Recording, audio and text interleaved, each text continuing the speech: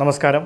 Comrade മീഡിയയുടെ ELP English learning പ്രോഗ്രാമിലേക്ക് എല്ലാവർക്കും സ്വാഗതം. കഴിഞ്ഞ എപ്പിസോഡിൽ ഫ്രേസൽ വെർബുകൾ കുറേയൊക്കെ നമ്മൾ ഡിസ്കസ് ചെയ്തു.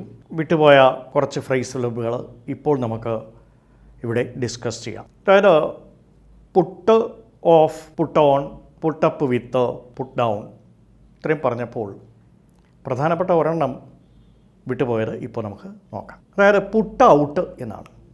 PUT OUT. പുട്ട് ഔട്ട് എന്ന് പറഞ്ഞാൽ തീയൊക്കെ അണയ്ക്കുന്നതിന്, കെടുത്തുക, അണയ്ക്കുക എന്നൊക്കെ നമ്മൾ പറയാം, മലയാളത്തിൽ പറയും. ഇംഗ്ലീഷിലൊരു വേർഡ് കൂടി എഴുതിയെടുക്കാം. എസ്റ്റിങ്വിഷ്, ഇംഗ്ലീഷിലെ വാക്ക് തീയൊക്കെ അണയ്ക്കുന്നതിന് എസ്റ്റിങ്വിഷ് ചെയ്യുക എന്ന് പറയും. ആ വാക്കും കൂടി എഴുതിയതിന് ശേഷം ഒരു സെൻറ്റൻസ് നമുക്ക് ഇവിടെ എഴുതാം.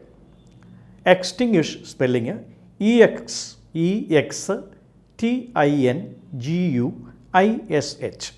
ഒരിക്കൽ കൂടി EXTINGUISH.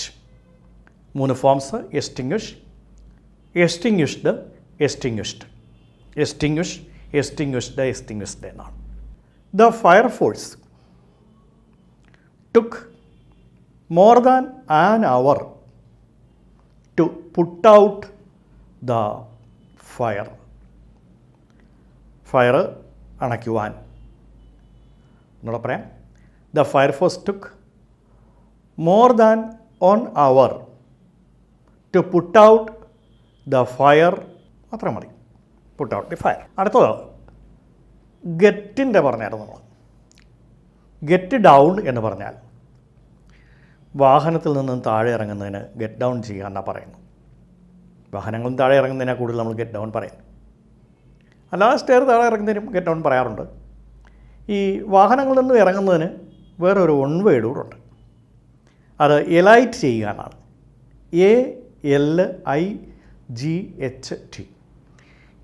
ALIGHT. ഇനി ഈ പ്രൊനൗൺസിയേഷനിൽ മറ്റൊരു വേർഡ് കൂടിയുണ്ട്. എലൈറ്റ് എന്ന് ഉച്ചരിക്കുന്ന വേറൊരു വേർഡുണ്ട്. സ്പെല്ലിങ് ഡിഫറൻ്റ് ആണ്. അത് നമുക്കൊന്ന് പരിചയപ്പെടണം. ഇവിടെ എലൈറ്റ് എന്ന് എഴുതിയിട്ട് നമുക്ക് ഗെറ്റ് ഡൗൺ എന്ന് എഴുതാം. Get down, got down, got down. Alight, alighted, alighted. ALIGHT, എലൈറ്റാണ് ഇറങ്ങുക. അപ്പോൾ I alighted at the school junction by 4 o'clock. I alighted at the school junction. I alighted from the bus. I alighted, അപ്പോൾ കുറച്ചുകൂടെ clear ആവും. I alighted from the bus at a school junction by 4 in the evening. 4 in the evening. By പറഞ്ഞത് preposition നമുക്ക് പിന്നെ പറയാം. അറ്റാണ് സമയത്ത് നമ്മൾ പറയുന്നത്. കറക്റ്റ് സമയത്താവുമ്പോൾ at 4 എന്ന് പറയും. ഇനി അല്പം മുമ്പോ മുമ്പോ ആണെങ്കിൽ ഒരിക്കൽ ഞാൻ സൂചിപ്പിച്ചിരുന്നു, ആണെങ്കിൽ നമുക്ക് ബൈ പറയാം. ഒരു 4 മണിയോടുകൂടി ഞാൻ സ്കൂൾ ജംഗ്ഷനിൽ വണ്ടിയിൽ നിന്ന് ഇറങ്ങി. അതിനെ നമുക്ക് ഗെറ്റ് ഡൗൺ ചേർത്ത് ഒന്നുകൂടെ പറയാം. I got down from the bus. I got down from the bus at school junction by 4 in the evening. ഇനി അടുത്തത് ഗെറ്റ് എവേ ആണ്. Get AWAY. ഗെറ്റ് എവേ എന്ന് പറഞ്ഞാൽ രക്ഷപ്പെടുക, escape. While they were being taken out for daily work. 2 prisoners tried to get away. Escape ചെയ്യാൻ ശ്രമിച്ചു, but failed. While they were being taken out for daily work. While they were being taken out. ഇച്ചിരി sentence വലുതാണ്. Passive voice ഒക്കെ പഠിക്കുമ്പോൾ ഇത് പഠിക്കേണ്ടി വരും. പിന്നീട് നമുക്ക് പാസീവ് വോയിസിലേക്ക് വരുമ്പം ഇത് വിശദമായി ചെയ്യാം. അവരെ പുറത്തേക്ക് കൊണ്ടുപോകപ്പെടുന്ന നേരം, അതായത് പാസ്റ്റ് കണ്ടിന്യൂസിൻ്റെ പാസീവ് വോയിസിലാണ് ഞാൻ തുടങ്ങിയത്. While they were being taken. While they were being taken out. While they were being taken out for their daily work in the campus, in the compound. While they were being taken out for their daily work, 2 prisoners tried to get away. Tried to escape. Tried to get away. Sentence മതി. ഇനി അടുത്തത് നമ്മൾ set ഔട്ടാണ്. SET set out. Set out പുറപ്പെടുക എന്നാണ് set out. We set out all in the morning in order to catch the first bus to Alappuzha. അത്ര ഇരിക്കട്ടെ. അപ്പോൾ സെറ്റ് ഔട്ട് ചെയ്യുക, പുറപ്പെടുക. യെസ്റ്റർഡേ, അപ്പോൾ എല്ലാം കൂടെ ഒരു ഫിനിഷിങ് വരും. ഇതൊക്കെ യെസ്റ്റർഡേക്ക് അതുകൊണ്ടാണ് ചേർക്കുന്നത്. നിങ്ങളൊരു പക്ഷേ we set out early in the മോർണിംഗിന് മാത്രം എഴുതിയാലും മാർക്ക് കിട്ടും കുട്ടികൾക്ക്. പക്ഷേ ഞാനൊരു ഫിനിഷിങ്ങിന് വേണ്ടി, സെൻസ് ഫിനിഷിങ്ങിന് വേണ്ടി, അർത്ഥത്തിലൊരു പൂർണ്ണതയ്ക്ക് വേണ്ടിയാണ് yesterday we set out early in the morning in order to catch the first bus. എഴുതിയല്ലോ എല്ലാവരും. ഇവിടെ ഒരു ബ്രേക്ക് ഇൻ്റർവൽ എടുക്കാനല്ല, ഇൻ ഓർഡർ ടു എന്ന് വന്നപ്പോൾ അതിനെക്കുറിച്ച് ഒരു ചെറിയ ഇൻഫർമേഷൻ നിങ്ങൾക്ക് തരണമെന്നുണ്ട്. ഇൻ ഓർഡർ ടു അതിന് വേണ്ടി എന്നുള്ള അർത്ഥമാണ്. അപ്പോൾ ഇൻ ഓർഡർ ടു ചേർത്ത് കഴിഞ്ഞാൽ നമ്മൾ V1 ചേർക്കുള്ളൂ. എന്നാൽ ഇതേ അർത്ഥത്തിൽ മറ്റൊരു ഫ്രേസുണ്ട്. ഇൻ ഓർഡർ ടു ഒരു ഫ്രേസാണ്. അത് നമ്മൾ കഴിഞ്ഞ ക്ലാസ്സിൽ എവിടെയോ റീപ്ലേസ് ചെയ്യുന്ന കാര്യം ആഡ് വെർബിനെ കുറിച്ച് പറഞ്ഞപ്പോൾ പറഞ്ഞു. നിങ്ങൾ സ്ഥിരമായിട്ട് ചോദിക്കാനുള്ള ഒരു ചോദ്യമാണ് ഇത്. പ്രത്യേകിച്ചും ഡിഗ്രി ഫസ്റ്റ് ഇയറുകാർക്കും, ചിലപ്പോൾ മെയിൻകാർക്ക് മാത്രമല്ല ഡിഗ്രിയുടെ എല്ലാ ഫസ്റ്റ് ഇയർ പേപ്പറിനും ചോദിക്കാറുള്ള ഒരു ചോദ്യമാണ് ഈ ടൈപ്പ്. ഇതാണ് replace with a view to with in order to. With a view to in order to ഇതിനെ റീപ്ലേസ് ചെയ്യാനാണ്. കഴിഞ്ഞ ക്ലാസ്സിൽ നിന്ന് ഓർമ്മിക്കുക. Suggested that my father suggested that I should go എബ്രോഡും വ്യത്യാസം. അത് നിർദ്ദേശിച്ചതാണ്. ഞാൻ വിദേശത്ത് പോകണം എന്ന് അച്ഛൻ നിർദ്ദേശിച്ചു.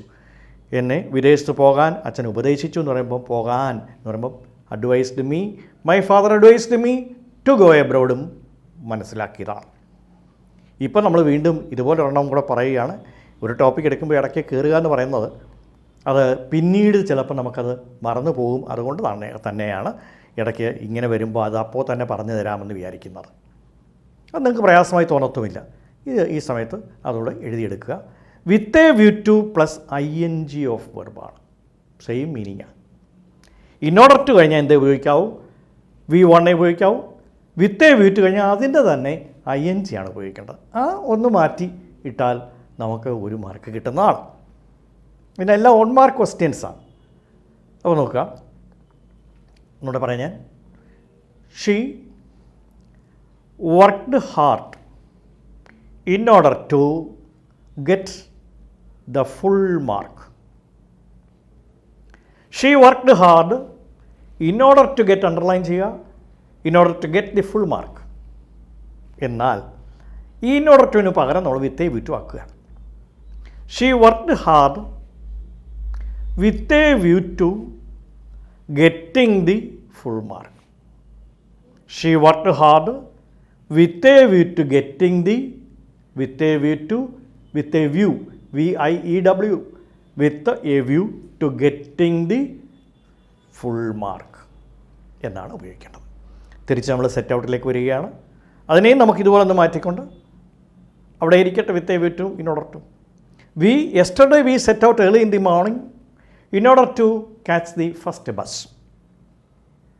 In order to get the first bus ആയാലും കുഴപ്പമില്ല. വിത്ത് എ വ്യൂ ടു ചേർത്തു അത് പറയാം. അപ്പോൾ സെറ്റ് ഔട്ടുമായി ഈ ഡിഫറൻസുമായി. Yesterday we set out, started എന്ന് പറയുമ്പോൾ സിമ്പിൾ ഇംഗ്ലീഷായി. Set out early in the morning with a view to, എഴുതിക്കോണം, with a view to getting the first bus to Alappuzha. ഒന്നുകൂടെ. Yesterday we started, yesterday we set out early in the morning with a view to getting the first bus to Alappuzha. അല്ലെങ്കിൽ yesterday we set out early in the morning with a view to catching the first bus to Alappuzha. ഇത്രയും പറയും. ചെറിയൊരു വ്യത്യാസം കൂടെ പറയാനുണ്ട്. ആ വ്യത്യാസമല്ല, ഇത് തന്നെ ഒരേ അർത്ഥമാണ്. സെറ്റ് ഓഫ് എന്ന് പറഞ്ഞാൽ സെയിം തന്നെയാണ്. സെറ്റ് OFF, സെറ്റ് ഓഫ് എന്ന് പറഞ്ഞാലും മീനിങ് സെയിം ആണ്, പുറപ്പെടുക എന്നർത്ഥം. ഈ സെൻറ്റൻസിന് നമുക്കത് വേറെ മാറ്റമൊന്നുമില്ല, ഇതുപോലെ അങ്ങ് ഉപയോഗിച്ചാൽ മതി. We set off early in the morning to catch the first bus. ബാക്കിയൊക്കെ നിങ്ങൾ ചേർത്തോളുക. We set off early in the morning with a view to catching the first bus. First bus Kollam or Alappuzha എന്തോ. അപ്പോൾ സെറ്റ് ഓഫും സെറ്റ് ഔട്ടും മറക്കാതിരിക്കുക. ഇനി ഇച്ചിരി വിചിത്രമായൊരു സംഭവം, ഇതൊക്കെ മിക്കവാറൊക്കെ എല്ലാവർക്കും ഉപയോഗിച്ചിട്ടുള്ളതാണ്, സാധാരണ ഉപയോഗിക്കാറുള്ളത്. ഫാൾ എന്ന് വെച്ചാൽ എന്താ അർത്ഥം?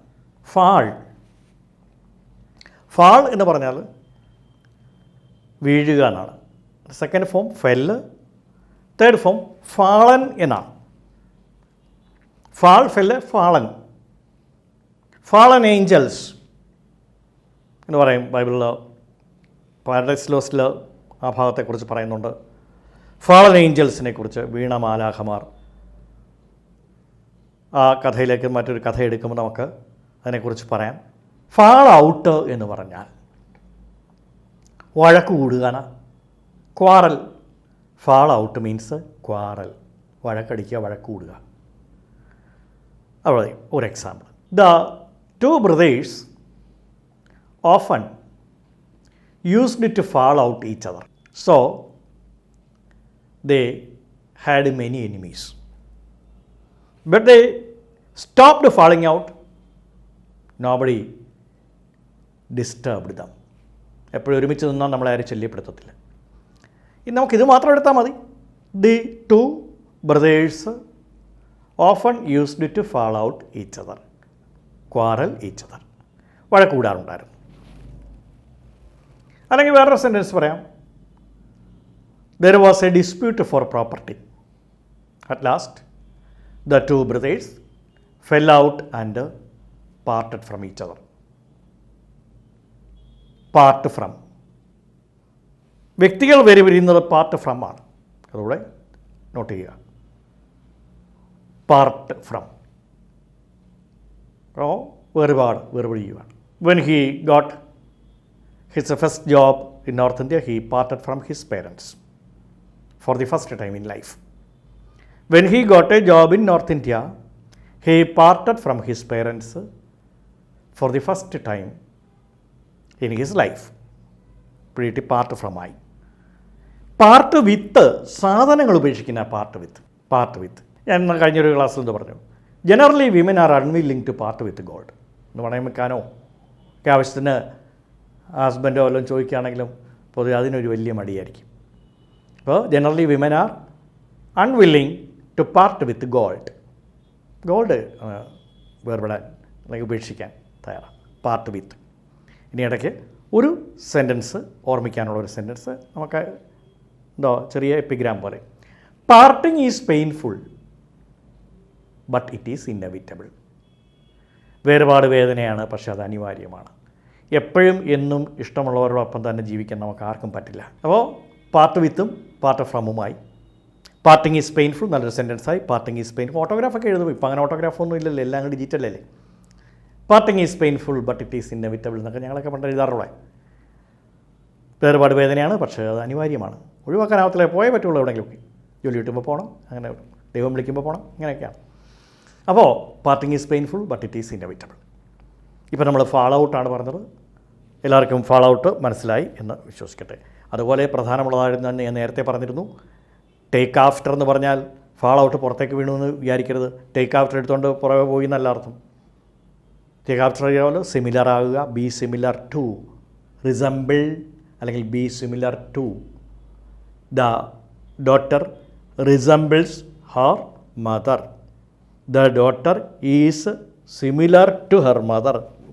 ഈസ് സിമിലർ ടു ആണ്, റിസംബിൾ മതി, അവിടെ ഈസ് വേണ്ട. അത് ഞാൻ പറഞ്ഞു ബി സിമിലർ ടു റിസംബിൾ, അങ്ങനെയാണ് വ്യത്യാസം വരുന്നത്. Resemble or be similar to, രണ്ടിനും കൂടെ എന്ത് മതി? Take after. അപ്പോൾ the daughter takes after her mother, അത് നമ്മൾ പറഞ്ഞതാണ്, ഒന്നുകൂടെ പറഞ്ഞതേ ഉള്ളൂ. ഇനി നമുക്ക് എപ്പോഴും നമ്മൾ മലയാളികൾ ഉപയോഗിക്കാറ്, എടോ ഞാൻ കറക്റ്റ് സമയത്തോടെ ഫാളിനാവും. ഫാൾ ഇൻ, FALL ഇൻ. ഇത് മിലിറ്ററിയിൽ നിന്ന് എടുത്തിട്ടുള്ള ഒരു ടേമാണ് എന്ന് എനിക്ക് തോന്നുന്നു. കാരണം കൂടുതലും ഫാൾ ഇൻ ചെയ്യുന്ന പ്രയോഗം അവരാണ് ഉപയോഗിക്കുന്നത് പട്ടാളത്തിൽ. Fall in means get ready to act. Get ready to act. എഴുതിക്കോളുക, fall in. The commander ordered the soldiers to fall in exactly at 9.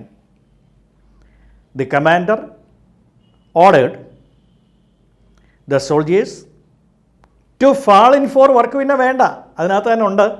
fall in എന്ന് പറയുമ്പോൾ get ready to work, get ready to act, get ready to move, get ready to march. ഇതെല്ലാം അവിടെ വന്നു കഴിഞ്ഞു. എപ്പോഴും റെഡിയാവുക, ഒറ്റ വിസിലിൽ അല്ലെങ്കിൽ ഒറ്റ ഒരു കമാൻഡിങ് വേർഡ് പുറത്തേക്ക് വരുമ്പോഴേ മൂവ്മെൻറ്റ് ആരംഭിക്കുകയാണ്. ഒറ്റ സ്റ്റൈലാണ്.